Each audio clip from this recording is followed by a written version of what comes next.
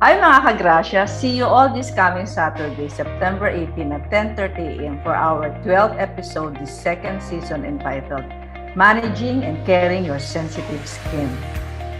That's right mga kagrasya. We will be discussing the causes and treatment of different sensitive skin conditions. Kaya ano pang hinihintay nyo? Mag-send na kayo ng inyong mga video question or drop your question sa comment section below at sasagutin po namin yan ng live.